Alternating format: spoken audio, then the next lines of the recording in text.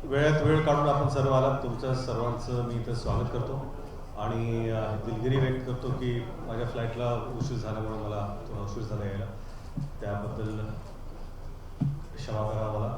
आणि खरं म्हणजे 10 वर्षाचं हे स्वप्न होतं की आपण आपले आराध्य दैवत छत्रपती शिवाजी महाराजांच्या शौर्यगाथेवरती काहीतरी करावं. प्रयत्न सातत्याने करत राहिलो, परंतु काही कारणास्तव ते पुढे जात गेलं आणि आज 10 वर्षानंतर 1 मे रोजी 2026 रोजी हा चित्रपट महाराष्ट्रभर, देशभर, जगभर प्रदर्शित झाला. आणि जो रिस्पॉन्स प्रेक्षकांनी दिला आहे, खरंच मी भारावून गेलेलो, आमची संपूर्ण टीम भारावून गेलेली आहे. आणि कुठेतरी वाटतं की ही जी एवढ्या वर्षाची तपस्या होती, एवढ्या वर्षाचं काम होतं, आणि आम्ही जो प्रयत्न केला होता आपल्या टीमतर्फे की महाराजांना एक आदरांजली, एक श्रद्धांजली, त्यांच्या चरणी हा चित्रपट एक फुलाप्रमाणे अर्पण करण्याचा, ते लोकांनी जसा प्रतिसाद दिला आहे, जशी साथ सध्या पण देत आहेत, मी मराठी प्रेक्षकांचा, हिंदी प्रेक्षकांचा सदैव ऋणी राहील. आपण आहात त्याबद्दल परत एकदा तुमचं स्वागत आणि आभार. आणि आपले काही प्रश्न असतील तर. रितेश, काय अवघड होतं या चित्रपटात? तो रोल केला आहे आणि लोकांना आवडतं, का अवघड होतं, काय चॅलेंजिंग होतं? सर्वप्रथम जेव्हा आपण एखादा विषय निवडतो आणि तो जर विषय महाराजांचा विषय असेल, तर सगळ्यात अवघड गोष्ट असते की तुमचं लिखाण, की तुम्ही काय लिहिताय, कुठली गोष्ट तुम्ही मांडण्याचा प्रयत्न करताय त्यात. कारण कसं असतं की जेव्हा आपण इतिहास वाचतो तर बऱ्याच लोकांनी बरेच संशोधन करून पुस्तकं लिहिलेली आहेत. ते सगळे पुस्तकं वाचणं, त्यात तुम्हाला कोणती गोष्ट कशी सांगायची आहे, त्या गोष्टीची मांडणी कशी झाली पाहिजे. बऱ्याच वेळा काय असतं की इतिहासात 4-4 गोष्टी ची नोंद असते, परंतु ब्रिजिंग ज्या गोष्टी असतात त्या मिसिंग असतात. मग त्या तुम्ही त्या कसं आहे, कुठलंही साहित्य जरी असलं ऐतिहासिक गोष्टीवर आधारित, त्यात तुम्हाला तुमचं इमॅजिनेशन वापरून तुम्हाला काही गोष्टी लिहाव्या लागतात.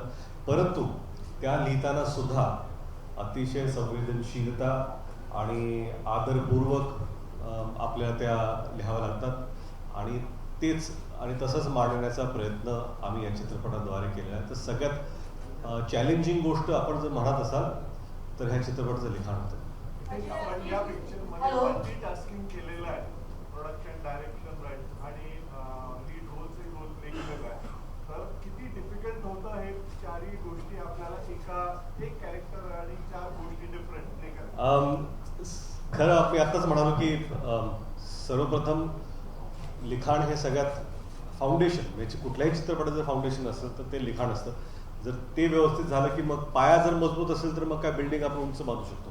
आणि पाया जर वीक असेल, किती जरी उंच बिल्डिंग बांधलं तर ती पडणारच आहे. त्यामुळे लिखाण, रायटिंग ह्याच्यावर जास्त भर दिला गेला.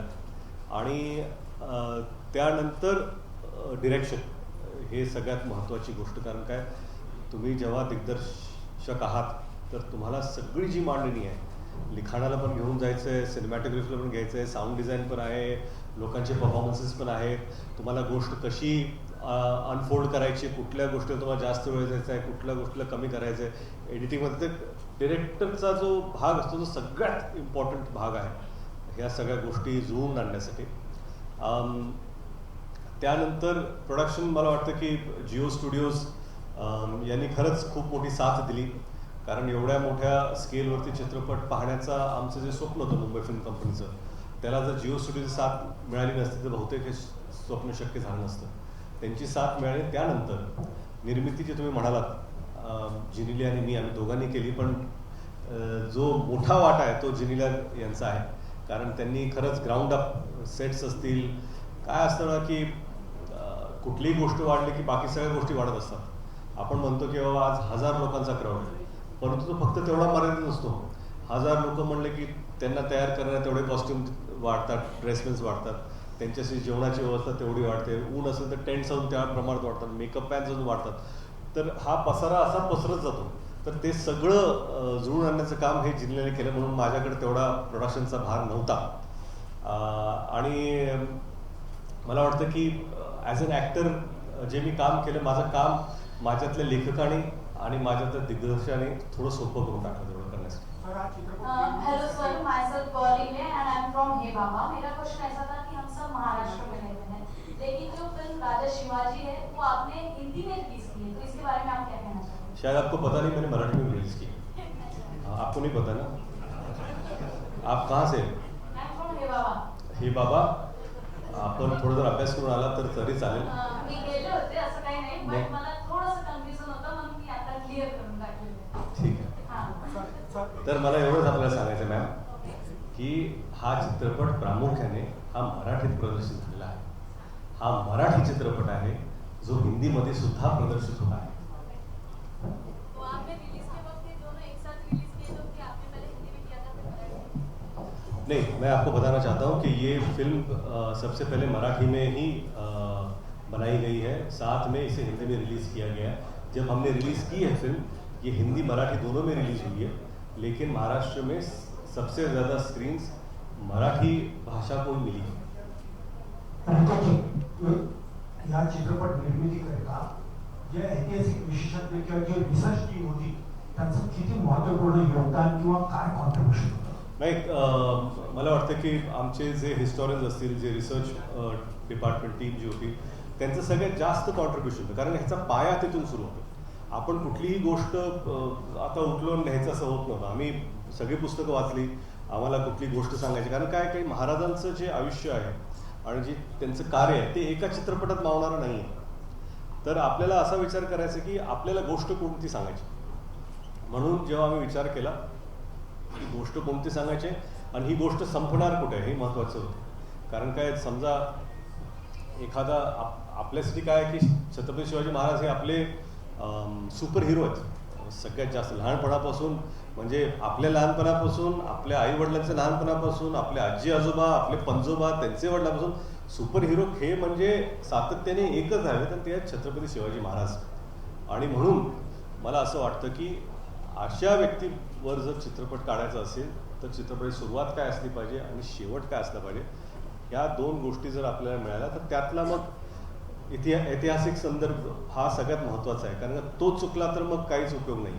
आपण चुकीचा इतिहास दाखवू शकत नाही. सिनेमॅटिकली ठीक आहे, आपण 2-3 गोष्टी जोडण्याचा प्रयत्न करतो, तो भाग वेगळा, पण प्रामुख्याने इतिहासाची तडजोड न करता हा चित्रपट दाखवणं महत्त्वाचं होतं.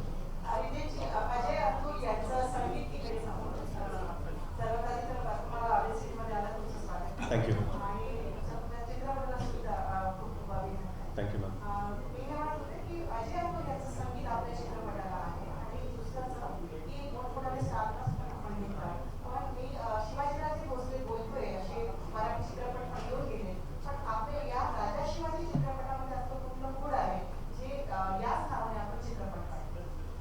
याच नावाने जी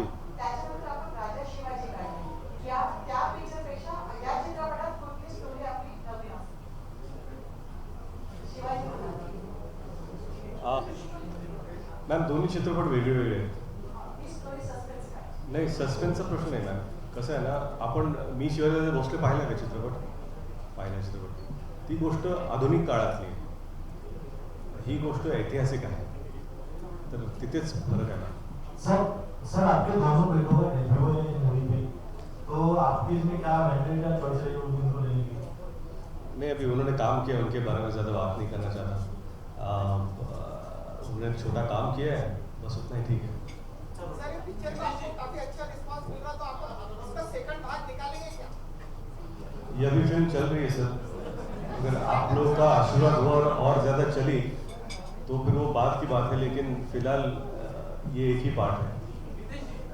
माझे 2 प्रश्न आहेत. तुमचे भाऊ काँग्रेसचे आमदार, ती चित्रपटात भूमिका हे रसायन तुमचं जुळून आलं आणि तुमचे भाऊ या चित्रपटात त्यांनी भूमिका साकारली आहे. चित्रपटात भूमिका केली हा एक प्रश्न. नाही, चित्रपटात त्यांनी भूमिका केलेली नाही आहे.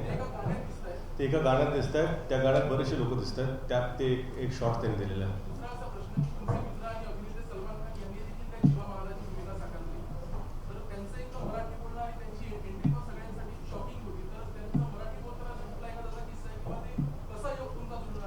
नाही, योग कसा जुळून आला नाही ते ते माझे भाऊ आहेत. ह्यापूर्वी मी माझ्या दोन्ही चित्रपटात ते होते. वेडमध्ये होते, लयभारीमध्ये पण होते. आणि ह्यावेळेस जेव्हा मी शूटिंग सुरुवात केली तेव्हाच ते म्हणाले की ह्या चित्रपटात मला काम करायचं आहे, कुठलाही रोल असेल मला करायचंच आहे, माझ्याशिवाय तुम्ही चित्रपट करू शकत नाही, एक भाऊ म्हणून त्यांनी मला सांगितलं. तर तेव्हा मला ही भूमिका जेव्हा महाले यांची माझ्या स्मरणात होती तर मला वाटलं की ती त्यांनी करावी. त्यांनी होकार दिला.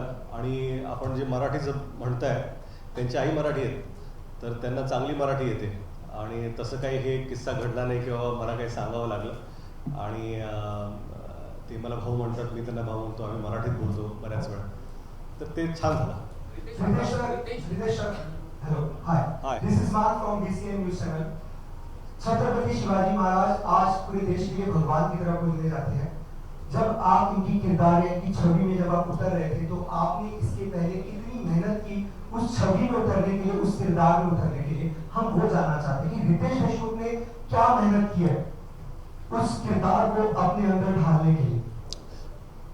सबसे पहले मैं आपको बताना चाहता हूँ कि ये मेहनत सिर्फ किरदार में खुद को ढालने की बात नहीं है. ये सिर्फ सेट पर शॉट देने से पहले उनका रूप धारण करके आने की बात नहीं है. इसकी शुरुआत 10 साल पहले हुई है. इसकी शुरुआत पेन और पेपर 3.5 साल पहले हुई है. तो मैं 3.5 साल से मेहनत कर रहा हूँ लिखने में. जब हम लोग लिखते तो सोचते कि किस तरह किरदार आगे जाएंगे. और इन 3.5 सालों में जैसे आप काम कर रहे हो, 2 साल तो लिखने में गए हमारे, तो वो 2 साल मेरी प्रिपरेशन थी. क्योंकि मैं लेखक था, मैं डायरेक्टर था, मैं वो एक्ट कर रहा था. तो ऑफ कोर्स वो अंडरस्टैंडिंग कि वो माइंडसेट क्या होगा उस वक्त कैसे खेलेंगे, वो गनीमी कावा कैसे होगा, एक्शन सीन्स कैसे होंगे, अफजल से मिलने से पहले वो क्या सोच रहे होंगे, उस वक्त क्या परिस्थिति होगी, क्या कठिनाइयाँ होती होंगी, ये सारा प्रिपरेशन उस वक्त से शुरू हो रहा था. और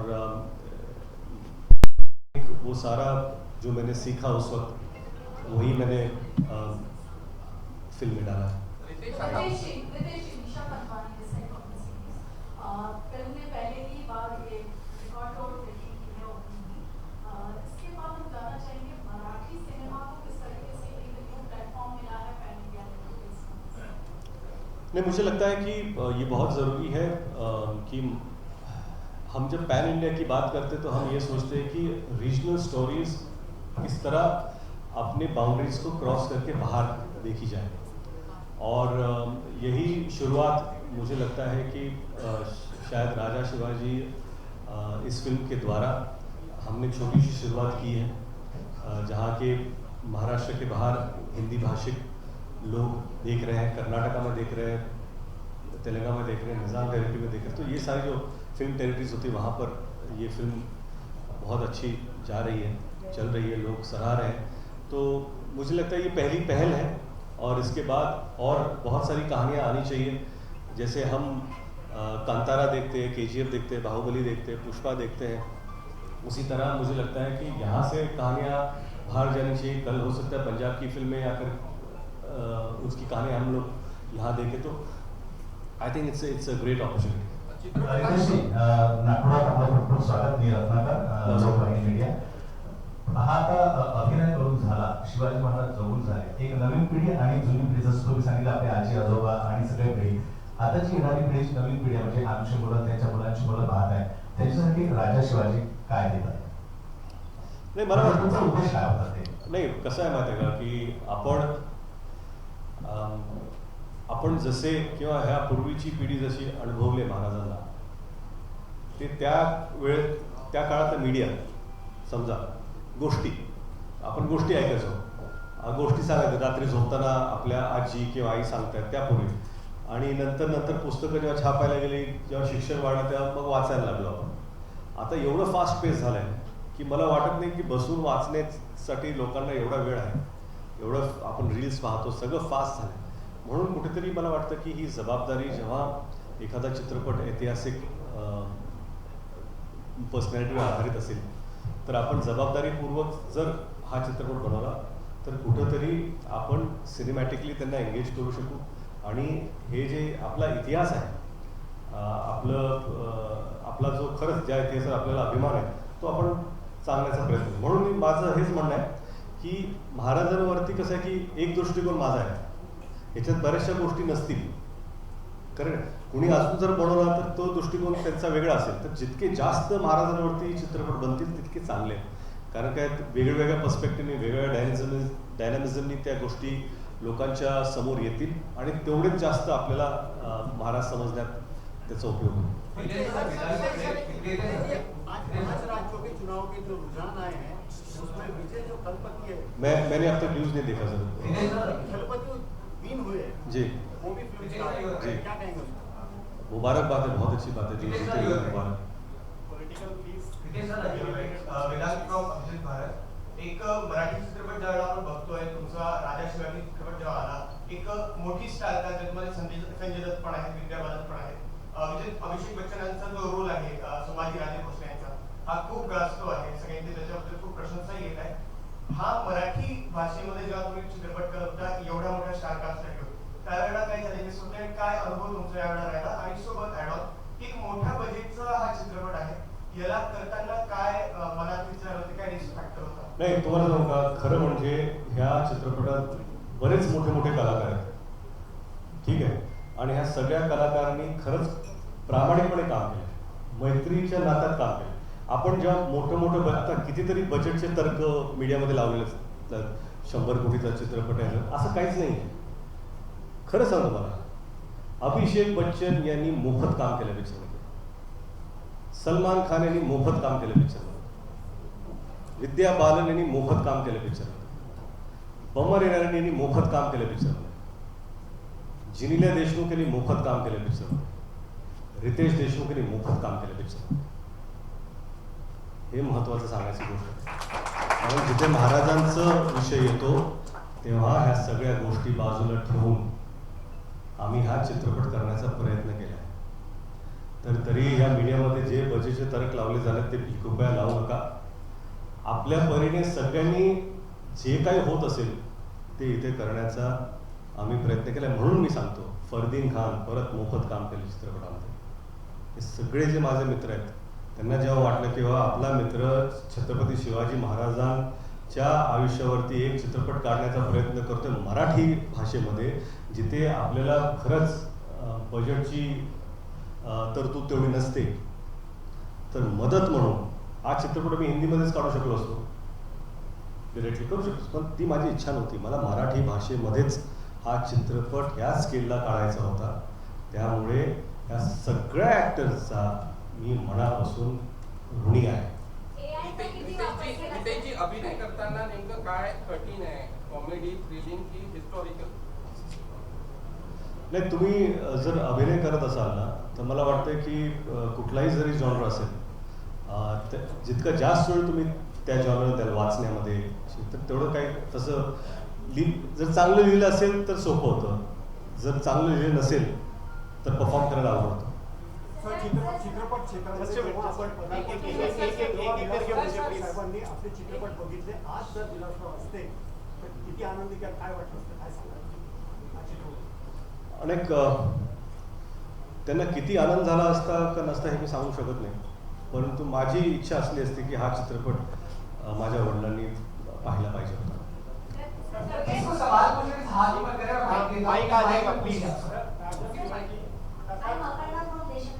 हॅलो, भाऊक नाही, ह्या चित्रपटामध्ये बरेचसे भावुक क्षण होते.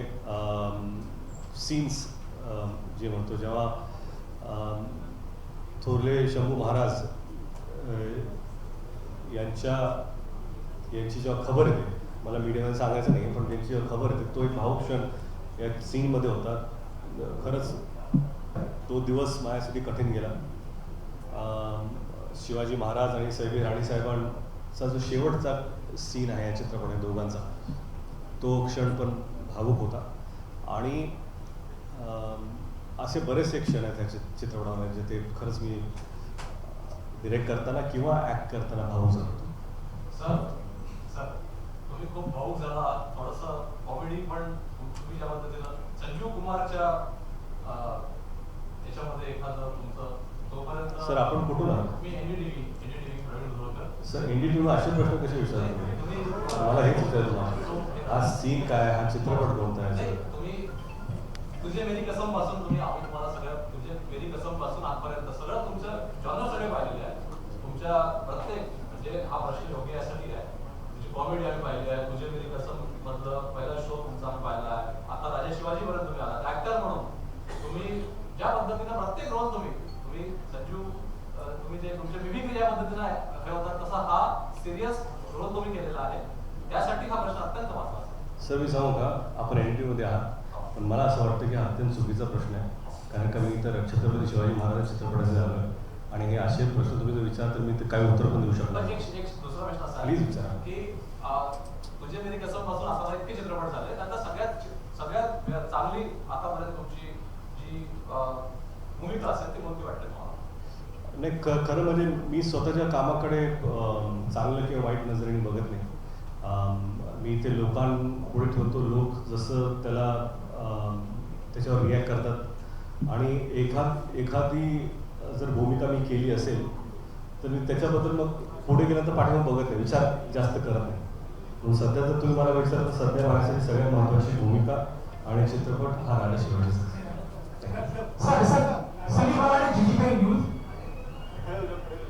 सर, शिवछत्रपती हिंदवी स्वराज्याचे संस्थापक आहे. तुम्हाला चित्रपटाचं टायटलिंग करताना वाटत नाही का कुठेतरी एकेरी उल्लेख झाला राजांचा टायटलिंग करताना? काय माहिती का, हा प्रश्न बऱ्याच लोकांनी विचारलेला आहे. मला वाटतं की तुमच्या मनात जेवढी आपल्या छत्रपती शिवाजी महाराजांबद्दल आस्था आदर आहे तेवढीच आस्था आणि आदर माझ्या मनात आहे. मी जेव्हा हे ठरवलं होतं की हा चित्रपट टायटल काय असलं पाहिजे तर एकेरी उल्लेख म्हणून ठेवलं नाही. तुम्ही जर चित्रपट पाहिला तर तुम्हाला समजेल की हा जो प्रवास आहे या चित्रपटामध्ये तो जन्मापासून अफजल वधापर्यंतचा आहे. म्हणून हा जो प्रवास आहे, ही जी गोष्ट आहे ही एका छोट्या मुलाची, शिवबाची गोष्ट आहे. ते शिवबा जे शिवाजी राजे होतात आणि अफजल वधानंतर राजा शिवाजी म्हणून ज्याला जग संबोधत होतं किंवा असे कोणते पराक्रमी राजे आहेत ज्यांनी हे केलं, म्हणून या चित्रपट टायटल हा प्रवास राजा शिवाजी याच्यापर्यंतचा आहे. राजा शिवाजी तो छत्रपती शिवाजी महाराज हा प्रवास हा वेगळा प्रवास आहे. म्हणून ह्या टायटलमध्ये असं काहीही नव्हतं ज्याच्यामुळे लोकांना असं वाटलं पाहिजे की अनादर आहे.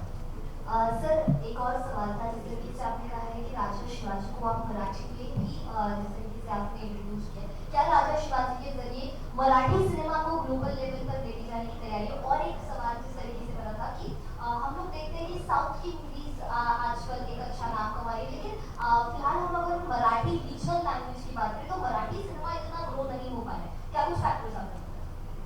नहीं, सबसे पहले आपने ये कहा कि क्या मैं राजा शिवाजी मराठी में भी कराने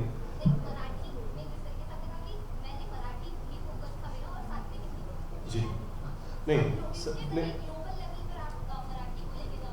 नहीं क्या है ना, सबसे पहले ये फिल्म राजा शिवाजी है जो मराठी भाषा में ही है. ये हिंदी भाषा में भी अवेलेबल है, हमने जैसे पहले भी कहा था. बात ये नहीं है कि क्या हम इसे ग्लोबल लेवल तक ले, ये कहानी ऐसी है जो मुझे लगता है ज़्यादा से ज़्यादा लोगों को जाननी चाहिए. अब वो डिपेंड करता है कि फिल्म कैसे चलती है और फिर वो कितने लोगों तक पहुंचती है. हाँ, अभी हमने 2 भाषाओं में रिलीज़ की है और हर जगह वो अवेलेबल है. तो जैसे मराठी जहाँ भारत भर में भी जहाँ मराठी पॉपुलेशन है वहाँ पर मराठी भी अवेलेबल है. जैसे हम ओवरसीज़ में अगर जाए तो अमेरिका से फ़ोन आता है मुझे जहाँ पर मराठी भी अवेलेबल है और हिंदी भी अवेलेबल है. तो ये दोनों भाषाएं ओवरसीज़ भी अवेलेबल है. तो मुझे लगता है कि ये प्रयास यही है कि हमारे महाराजा की कहानी, हमारे राजा की कहानी, हमारे छत्रपति शिवाजी महाराज की कहानी जितने ज़्यादा लोगों तक पहुँच पाए उसका ही प्रयास है. नहीं है ना, माइक है ना सर, माइक है सर. सर, ये जो फिल्म आपकी रिलीज हुई इसका जो बॉक्स ऑफिस कलेक्शन है इससे आप खुश हैं पहली बात, और दूसरा क्या स्टेट गवर्नमेंट ने इसको टैक्स फ्री करना चाहिए, ऐसा कुछ आप चाहते हैं, सो दैट ये लोगों तक और ज्यादा पॉपुलर हो, ज्यादा पहुंचे लोगों तक, लोग इसको आके ज्यादा देखें? महाराष्ट्र में फिल्में टैक्स फ्री है, तो ऐसे नहीं कि महाराष्ट्र में टैक्स लगता है तो वो बात नहीं है। और जहाँ तक सवाल आता है क्या मैं इस कलेक्शन से खुश हूँ, बेहद खुश हूँ, क्योंकि जितने कलेक्शन अब तक नहीं हुए उतना प्यार लोगों ने इस फिल्म को दिखाया है महाराष्ट्र में और बाहर भी, लेकिन खासकर मराठी प्रेक्षकों ने इतना प्यार दिया है कि जो सबसे हाईएस्ट ग्रॉसिंग फिल्म थी उससे मुझे लगता है दोगुना प्यार इस फिल्म को मिला है। आने वाली फिल्म कौन सी रहेगी? अभी तक सोचा नहीं। जेव्हा आपण ऐतिहासिक चित्रपटांना हात घालतो अभिनेता म्हणून किंवा दिग्दर्शक म्हणून, तर त्यावेळेस कुठल्या गोष्टी पाळाव्या लागतात आणि कुठल्या गोष्टी टाळाव्या लागतात? सर्वप्रथम इतिहासाचा जो धर्म आहे तो पाळणं गरजेचं आहे, की तुमचा इतिहास हा चांगल्या रीती चांगल्या पद्धतीने दाखवावा, आणि ज्या टाळायच्या गोष्टी असतात, समजा तुम्हाला तर अशी एखादी गोष्ट असेल ज्याच्यामध्ये वाद असेल, विवाद असेल, तर मला वाटतं की तिथे न जाणं, कारण काय कसं आहे की ही आपली पण जबाबदारी असते की आपण ज्या गोष्टी पडद्यावर दाखवणार आहोत, काय तुम्हाला इतिहास सांगायचा आहे लोकांनी पाहताना त्यांनी एंटरटेन पण व्हायचं आहे. एंटरटेन म्हणजे फक्त रोमॅन्स आणि कॉमेडी नाही, एक एंगेजिंग चित्रपट ज्याला आपण म्हणतो तो पण दाखवायचा असेल तर मला वाटतं इतिहासाचा धर्म हा पाळणे गरजेचं आहे, आणि ज्या गोष्टी तुम्हाला वाटतात की वादात असतील त्या अवॉइड करणं सोयीचं असतं पाहिजे. सर, या चित्रपटाच्या अनुषंगाने आपण वैद्यकीय प्रेक्षकांना काय बोलू? मला ऐकू येतं सर. आपण नागपुरात आले, राजा शिवाजी या चित्रपटाच्या प्रचारासाठी आपण नागपुराला काय संदेश देणार, काय नाही, मला फक्त नागपूरकरांना एवढंच म्हणायचं आहे की हा चित्रपट आपल्या राजाचा चित्रपट आहे, आपल्या छत्रपती शिवाजी महाराजांच्या शौर्य गाथेवरचा चित्रपट आहे, तर सर्वांनी हा चित्रपट पाहावा. आणि मी आवर्जून आपल्या माध्यमातून सांगू इच्छितो की हा चित्रपट संपूर्ण परिवाराने पाहावा, कारण ही गोष्ट आजी आजोबांनी पण ऐकलेली आहे, नातवंडांनी पण ऐकलेली आहे, तर लहान मुलांनी खरंच आई वडिलांनी आपल्या मुलांना घेऊन हा चित्रपट पाहायला जावं अशी माझी इच्छा आहे. सुट्ट्या पण सुरू आहेत आणि सुट्ट्यांमध्ये हा योग पण आहे, वेळ पण आहे, तर जाऊन नक्की पहा. रितेश सर, मी तरुण भारतमधून बोलतोय. या चित्रपटामध्ये VFX आणि AI तंत्रज्ञानाचा बराच उपयोग झालेला आहे, त्यावर आपण काय सांगाल, अनुभव कसा होता की राजांच्या बाबतीत मला वाटते पहिल्यांदाच इतक्या मोठ्या प्रमाणात VFXचा यूज झालेला आहे? VFXचा जास्त उपयोग झालेला आहे, AIचा तेवढा नाही झालेला आहे, आणि मला वाटतं की ज्या गोष्टी आम्ही करू शकलो त्या गोष्टी करण्याचा आम्ही प्रयत्न केलेला आहे. मॅड एसेम्बलाज ही कंपनी आहे, त्यांनीच ह्या चित्रपटाचा VFX केलेला आहे. यापूर्वी त्यांनी छावा या चित्रपटाचं केलं होतं, आणि आता राजा शिवाजी या चित्रपटाने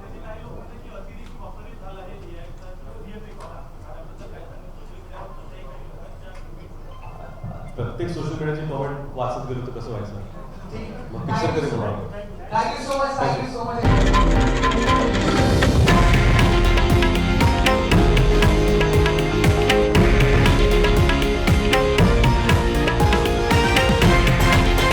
हे आहे देशातील नंबर 1 न्यूज नेटवर्क आणि आपण पाहत आहात TV9 मराठी, एकमेव.